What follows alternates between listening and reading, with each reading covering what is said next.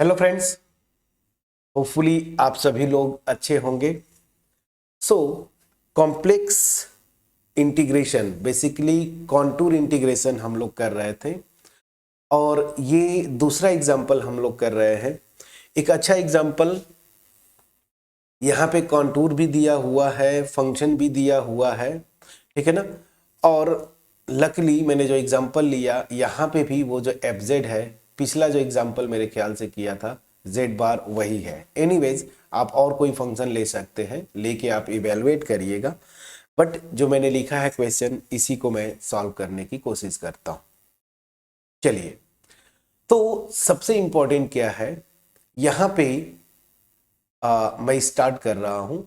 सो यहाँ पे देखिए, हियर जो एफ जेड है, जिस फंक्शन को आपका जिस फंक्शन का कॉन्टूर इंटीग्रेशन निकालना है, दैट इज द जेड बार। ठीक, अब यहां पे देखिए ये जेड बार बोल रहा है। अच्छा ठीक है, चलिए मैं आगे करते जाऊंगा, समझाते जाऊंगा। मेन इंपॉर्टेंट क्या है यहाँ पे कि कॉन्टूर आपको निकालना है, और कॉन्टूर में देखें तो ये लिखा है ना, contour C is Z theta, theta के टर्म में दिया है। हम लोग थ्योरी में टी लिए थे, कोई इशू नहीं, वेरिएबल का नाम बदल सकता है। अरे थीटा की जगह अरविंद लिख देता, मेरा नाम Z of Arvind is equal to 2 e raise to the power i Arvind. Arvind varies from -π/2 to π/2, क्या फर्क पड़ता है। एनीवेज यहाँ पे ये जो कॉन्टूर है, याद रखिए मैंने आपको बोला था ना, z is equal to r e to the power i theta. हम लोग सीखे हैं ये एक सर्कल को रिप्रेजेंट करता है जिसकी रेडियस r है ना। और ये सेंस लिखा है, जब तक कुछ ना बोले आपको एंटी क्लॉकवाइज सेंस को लेना होता है सर्कल में। तो यहाँ पे रेडियस 2 का एक सर्कल है, और ठीक है ना, रेडियस 2 का सर्कल है। सेंटर यहाँ पे क्या होगा, सेंटर इसका 0,0, ठीक है। तो अगर कॉन्टूर को पहले आप सिंपली सा एक सिंपल सा ग्राफ बस छोटा सा खींच लेते, ये देखिए, ये एक्स एक्सिस, इधर वाई एक्सिस, 2 रेडियस का एक सर्कल ना, तो ऐसे कुछ जाएगा। मैं चलिए ठीक है, अगर सर्कल बनाना है थोड़ा छोटा ही कर लेंगे ऐसे, और फिर ये पोर्शन सर्कल का ऐसे भी आप खींचते। बट यहाँ पे ध्यान दीजिए, -π/2 से पाई ये पूरा सर्कल होता, लेकिन यहाँ पे ये पोर्शन नहीं लेना है आपको, -π/2 से π/2। तो मान लीजिए जैसे मैं आपको बताता था ना, ये मेरा ओरिजिन है ना, यहाँ पे कोई एक पॉइंट लीजिए P, ठीक है। तो अब ये सी बात है, रेडियस वेक्टर है, हालांकि अगर रेडियस की बात बोलूं ऐसे आप मेजर करें तो ये 2 रेडियस का एक सर्कल है, ठीक है ना। ये रेडियस मतलब यहाँ से यहाँ पे, अब इसकी मैं बात बोलूं तो ये 2,0 होगा, रेडियस है। एनीवेज, तो मैं एंटी क्लॉकवाइज जब राउंड, मतलब इसका जो सेंस है वो रोटेशन का, वो एंटी क्लॉकवाइज है। यहाँ पे आप देखें थीटा π/2, तो अगर यहाँ से लेते हैं ना इस पे, ये लाइन, ये देखिए एक्स एक्सिस वाला रियल एक्सिस, तो यहाँ पे थीटा 0, घुमाएंगे इधर π/2, यहाँ पे जाता है थीटा, यहाँ पे थीटा इजकल टू π/2। और देखिए थीटा -π/2 बोला, मतलब क्या हुआ, यही से मैं इसको इस डायरेक्शन में रोटेट करूंगा क्लॉकवाइज, तो एंगल निगेटिव होता है ना, तो यहाँ पे मेरा -π/2 है। और अल्टीमेट, अब मैं -π/2 से रोटेट करते करते एंटी क्लॉक जाऊंगा तो ऐसे पहुंच जाऊंगा इस सर्कल के इस पॉइंट पे। दैट मीन सेंस मेरा एंटी क्लॉकवाइज है और सर्कल आपका यहाँ से यहाँ तक दिया है। अब अगर जेड के टर्म में लिखना चाहेंगे तो यहीं पे -π/2 रखेंगे, तो e raise to the power i theta मेरा क्या होता था, cos theta plus i sine theta, ठीक है। तो जब मैं थीटा को -π/2 लूंगा, थोड़ा सा बड़ा लिखूं, चलिए ताकि आपको दिखे। एनीवेज, थीटा को जब मैं -π/2 रखूंगा, ठीक है ना, इसी में, तो मेरा z क्या आएगा, ध्यान दीजिएगा, -π/2 रखेंगे तो cos -π/2, तो cos माइनस थीटा क्या होता है, cos थीटा ही होगा, लेकिन 90 डिग्री पे 0 हो जाता है। और साइन माइनस थीटा क्या होता है, माइनस साइन थीटा, तो ये अल्टीमेट -i साइन 90 हो जाएगा, ये वाला पोर्शन तो 0 हो जाएगा, तो अल्टीमेट -i, प्लीज चेक करिएगा, ठीक है ना। तो z की जो वैल्यू आ जाएगी, और यहाँ पे 2 मल्टीप्लाई पहले से है तो मैं 2 पहले से मल्टीप्लाई कर देता हूँ, ठीक है, ऐसे। तो ये मेरा क्या आ जाएगा, -2i। तो z की वैल्यू -2i, ठीक, -2i, प्लीज चेक करिएगा। और उसी तरीके से जब थीटा को आप π/2 रखते तो z की वैल्यू क्या आ जाएगी, 2i। तो z के टर्म में या तो आप माइनस थीटा के टर्म में ये देखिए -π/2 से दिस, या अगर z के टर्म में लिखना है तो z equal to -2i to 2i, ये भी लिख सकते हैं, ठीक है। इतनी चीजें तो मैंने आपको एक्सप्लेन कर दिया। अब मैं आता हूं, मेरा जो मेन फोकस है, जो ये कॉन्टूर इंटीग्रेशन होगा सी जेड बार, ठीक है ना, डी जेड। मैं पूरे डिफिनीशन के साथ आता हूं। यहां पे लिमिट रखेंगे, ठीक है ना, किसके टर्म में, वहां टी लिखते थे, यहां पे थीटा का। तो ये तो कंफर्म है कि थीटा क्वेश्चन में भी दे दिया है -π/2 to π/2, ठीक है। अब जो डिफिनीशन था उस पर मैं आता हूं। मैंने क्या लिखा था, पहले डिफिनीशन लिख दूं, एफ, ठीक है ना, ऑफ ये जेड, ठीक है ना, थीटा के टर्म में दिस, फिर एफ डैश, टी लिखते थे तो यहां पे थीटा लिखेंगे, और डी थीटा। समझ में आ गया कि नहीं आ गया। तो यहां पे फंक्शन की बात करते हैं। तो अल्टीमेट मेरा फंक्शन जो है एफ जेड, ये है क्या, जेड बार ना। इसको थीटा के टर्म में लिखेंगे तो जेड पहले से देखिए ये दिया हुआ है 2e⁻i थीटा। तो इसका जब कॉन्जुगेट लिखेंगे तो यहां माइनस कर देंगे, दैट मीन्स ये मेरा हो जाएगा 2e⁻i थीटा। जेड बार जो है 2e⁻i थीटा। ये होगा कि नहीं होगा, प्लीज बोलिएगा, ठीक है।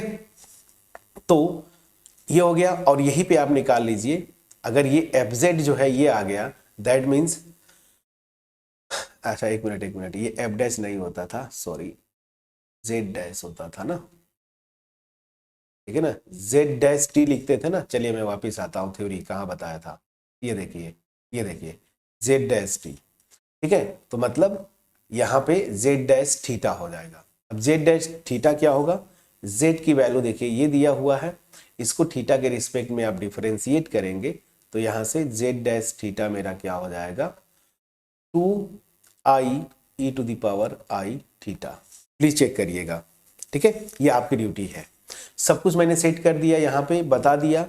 तो अब बस ये डेफिनेट इंटीग्रेशन इवेलुएट करना है, जैसे हम लोग ऑर्डिनरी कैलकुलस में करते थे। तो माइनस थीटा इक्वल टू -π/2 से, माइनस है, से π/2 एंड, अब एक एक वैल्यू रखिए।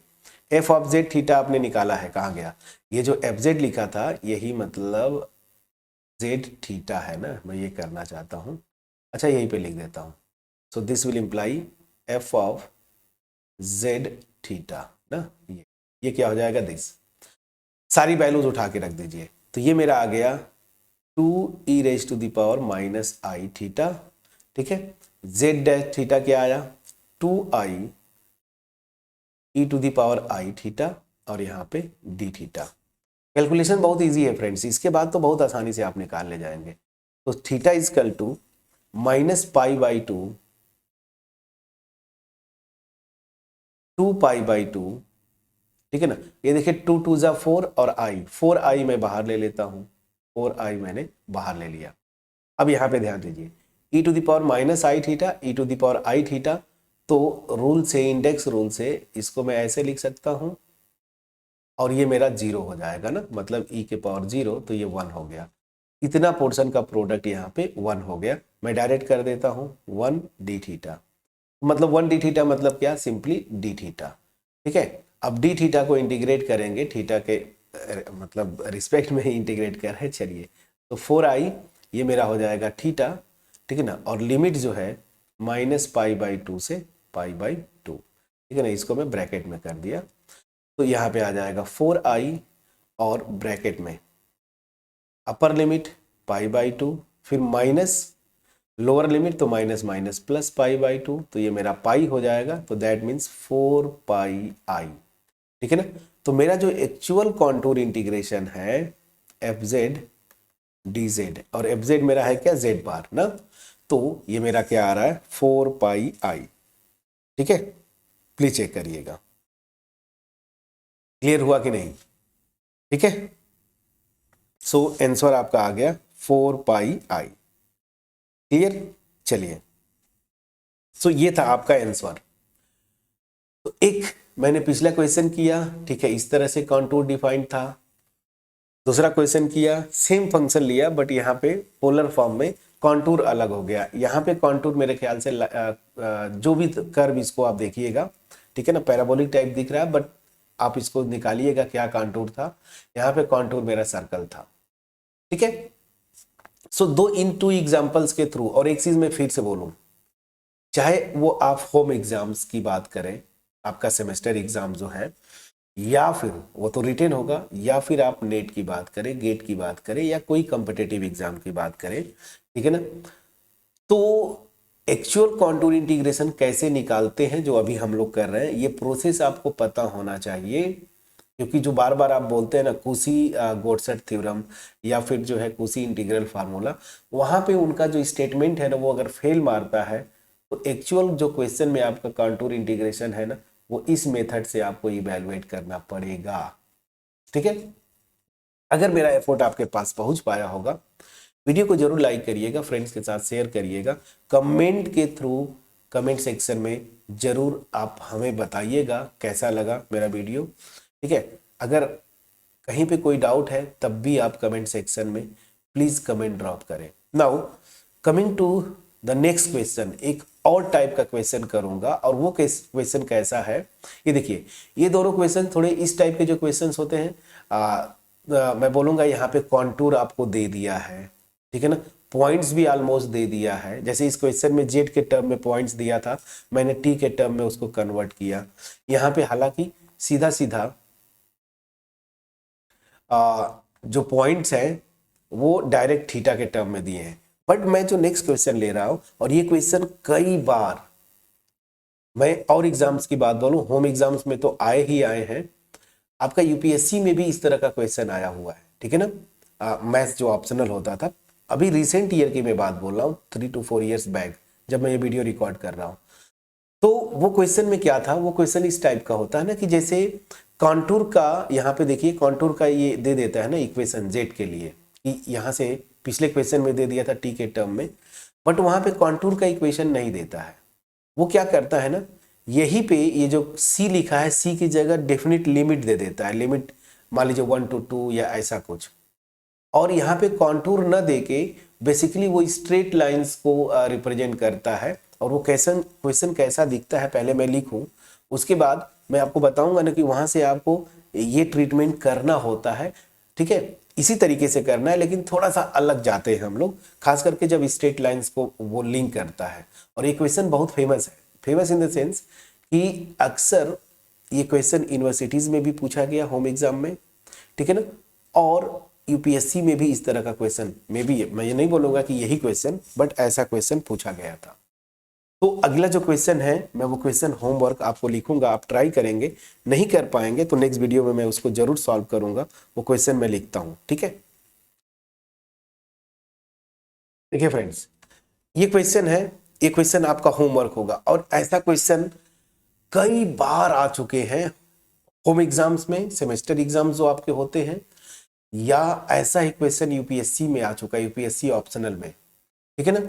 यहाँ पे क्या है, पीछे जो 2 क्वेश्चंस हमने किए, और इसमें डिफरेंस क्या है कि यहाँ पे लिमिट ऑफ इंटीग्रेशन तो दे दिया, मतलब जेड की वैल्यूज दे दिया है कि जेड इज इक्वल टू 0 से लेके दिस, लेकिन यहाँ पे जो कॉन्टूर है ना, सी जिसको हम लोग बोलते थे, उसमें कॉन्टूर का इक्वेशन डायरेक्टली नहीं दिया है जैसे पीछे के 2 क्वेश्चंस में दिया था।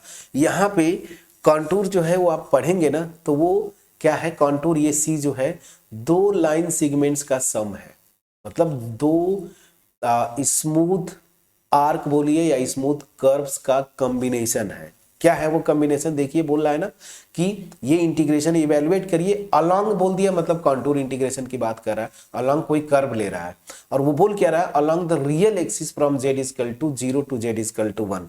तो एक लाइन सेगमेंट जो रियल एक्सिस के पे आएगा, और क्या बोला, then along a line parallel to the imaginary axis, मतलब y एक्सिस के पैरेलल एक लाइन और होगी, वो इस तरह से आएगी। तो इसी को मैं बोल रहा हूँ C1 और इसको मैं बोल रहा हूँ C2। अलोंग एक्स एक्सिस वाले को C1 और अलोंग जो इमेजिनरी एक्सिस या पैरेलल टू इमेजिनरी एक्सिस है उसको मैं C2 बोल रहा हूँ। वो कहाँ से कहाँ तक, Z इक्वल टू 1 से दिस। इनको देखिए इंड टू इंड जोड़ा है ना, ऐसे। तो ये भी क्या एक कॉन्टूर हुआ C। ओवरऑल C मैं बोल रहा हूँ, C क्या है, C1 प्लस C2। तो ये कॉन्टूर इंटीग्रेशन है अल्टीमेट, बट इस तरह से आपको लिखता है। तो कभी कभी कॉन्टूर इंटीग्रेशन इस तरीके से भी लिखते हैं, ठीक है। अब रही बात, ये क्वेश्चन जो है आपका होमवर्क, आपका पार्टिसिपेशन बहुत जरूरी है फ्रेंड्स। बिना किसी हेल्प के आप इस क्वेश्चन को करेंगे, है बहुत आसान, ठीक है। दूसरी चीज यहाँ पे क्या हो गया कि पीछे के दो क्वेश्चंस में फंक्शन डायरेक्ट दे दिया था जेड के टर्म में जेड बार, और यहाँ पे क्या दे दिया है, जेड न दे के ये लिखा है इसका रियल पार्ट एफ जेड का एक्स माइनस वाई है और इमेजिनरी पार्ट जो है एक्स स्क्वायर है ना। तो यहाँ पे जेड नहीं लिखा है डायरेक्टली जेड के टर्म में, एक्स और वाई के टर्म में लिखा, यहाँ डी जेड लिख दिया, और कॉन्टूर का डायरेक्ट इक्वेशन नहीं दिया। तो इसको आपको बनाना पड़ेगा, थोड़ा सा दिमाग लगाएंगे। और ये क्वेश्चन बहुत ही अच्छा है स्ट्रेट लाइन के अलॉन्ग। इसी तरीके से कुछ क्वेश्चंस में देखेंगे ये न लिख के वो एक स्क्वायर या एक रेक्टेंगल ले लेता है, तो वहां पे भी सेम तरीका होगा। तो हमने जो लास्ट में थ्योरी का पोर्शन नोट करके लिखा था कि यहाँ पे देखिए, अगर थोड़ा सा आप जाएं, ये देखिए, अगर एक्चुअल मेरा कॉन्टूर जो है दो या दो से अधिक स्मूथ जो आर्क्स हैं उनका कॉम्बिनेशन हो, तो आपको करना क्या है, ये जो एक्चुअल कॉन्टूर के ऊपर जो कॉन्टूर इंटीग्रेशन होगा फंक्शन का, अलग अलग जो स्मूथ आर्क्स या कर्व्स हैं उनके अलोंग निकाल लीजिए कॉन्टूर इंटीग्रेशन और उसको ऐड कर दीजिए। सेम लॉजिक यहाँ पे लगेगा, सेम लॉजिक यहाँ पे इस क्वेश्चन में लगेगा। इतना हिंट बहुत है मेरे ख्याल से, अब आप क्वेश्चन को कर ले जाने चाहिए, ठीक है ना। तो और नहीं होता है तो नेक्स्ट वीडियो में मैं सॉल्व करूंगा। तब तक अपना ख्याल रखें, पढ़ाई करते रहें friends. Thank you so much for watching my videos.